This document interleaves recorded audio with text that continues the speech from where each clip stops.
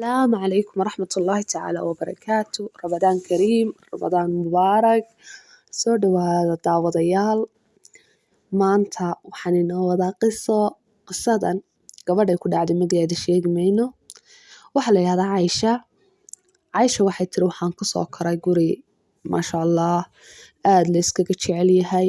Waxay tiri waxaa jiray 2 gabdhood oo walaalahayo hoos ahaan iga yar, aabahay, hooyaday.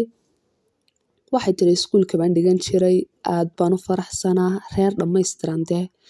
Waxay tiri markii aan iskuulkii dhameeyay baa aabahay la iga soo doontay. Waxay iga soo doontay nin aanan garanayn. Waxay tiri ninkan weligay ma arag, weligay ma maqal. Aabahay unbuu iga soo doontay, aabahayna waa i siiyey. Waxay tiri markii hore waa diiday, nin aanan garanayn, nin aanan weligay arag, ma rabo inaan haddeer guursado. Laakiin waxay tiri aabahay ima uusan maqlin.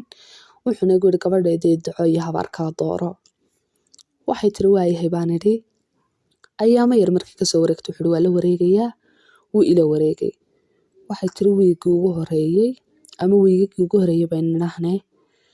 Ninku dee nin wanaagsan buu ahaa, aad buu ila kafkaftami jiray. Farxad mar walba ay dareensiin jiray. Laakiin waxay tiri markii bishii ugu horeysay dhammaatay, ninku wuxuu bilaabay aflagaado. Cay sidanaa tahay, waad fool xun tahay, uskagley baa tahay ama areebo. Waxay tiri aad baan u murugooday. Waxay tiri reerkayga kuma noqon karo. Gabadh bil qura aroosan oo reerkayga ku noqotay. Waxaan tiri reerkiiniina ha u soo jeedin sumcad xumo, bal hadda waa intaas isbedela iskaga dulqaado. Waxay tiri bishii 1aad, bishii 2aad, bishii 3aad, bishii 4aad. Waxay tiri isaga oo kasii dara mooye ninkani maba laha soo hagaagid maba laha. Waxay tiri wuxuu leeyahay ceebaha adduunka hadday balwad tahay. Waxay tiri intii xumayd oo dhan baa ninkan iskugu timi. Waxay tiri aad baan u murugooday, wuu iska ooyaa.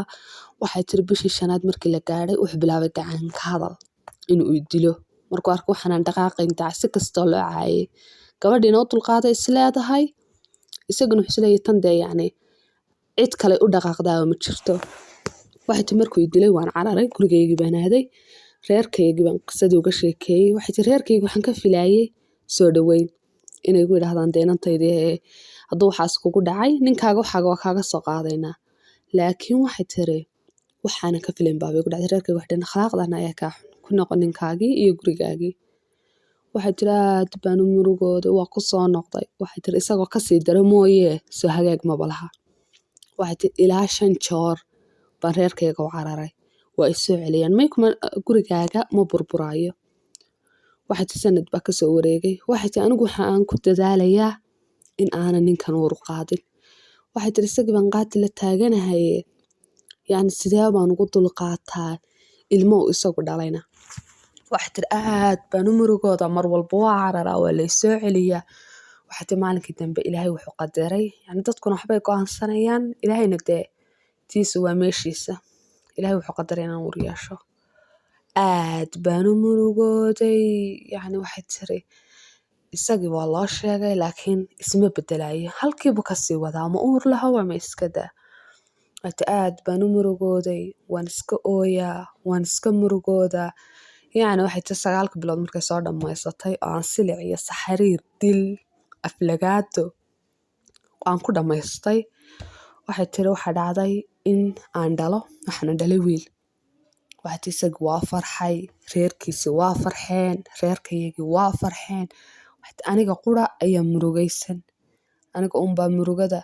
Waxay tiri dadka waa wada faraxsan yihiin ilmahan yar yimi laakiin aniga dee taladeedu kuma jiran tala Ilaahay buu ku yimi. Waxay tiri ninkaas waxaan isra wuu isbedelayaa ninkani. Markuu haddeer ilmo loo dhalo aab buu noqday. Sidii hore maaha. Mas'uuliyaadka hore ka weyn baa saaran. Wuu isbedelayaa. Waxay tiri isbedel baad sheegtee waa ka soo daray. Waxay tiri aad aniga oo iska murugaysan baan ku iri ifur. Waxay tiri amarka Ilaahay baa qadaray wuu ifuray.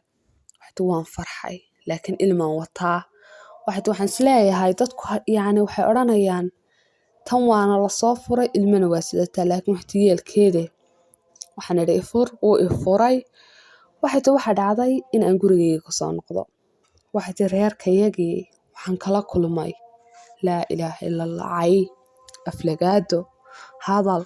Tani waa habaar qabto. Gurigeedii bay soo burburisay. waxay tiri murugo. waxay tiri ilmihii yaraa wuxuu gaadhay 5 sano.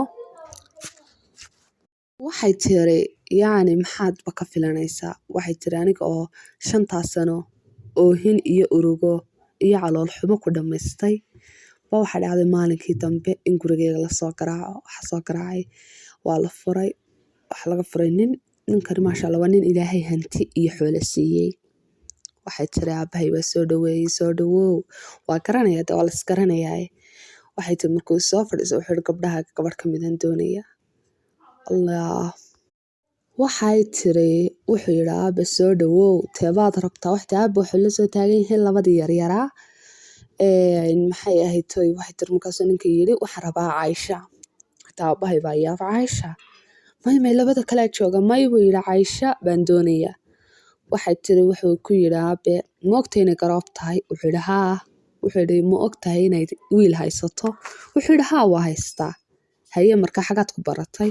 wuxuu yidhi akhlaaqdeeda iyo sharafteeda walaalahay ayaa iga sheekeeyey oo gabadhan garanaya. waanan doonaya inaan guursado. waxay tiri sidii buu ninkan igu guursaday. waxay tiri waa nin qiimahayga iyo sharaftayda garanaya. waa nin samirka aan soo samray og. waxay tiri halkiiba waxaan ku noolaa nolol farxad leh. waan rajeynaya inaad ka heshay qisada. fadlan channelka subscribe saar, gambaleelka furo, fiidiyoyadana like saar. waa mahadsantihiin. Asalaamu calaykum waraxmatullaahi tacaala wabarakaatu.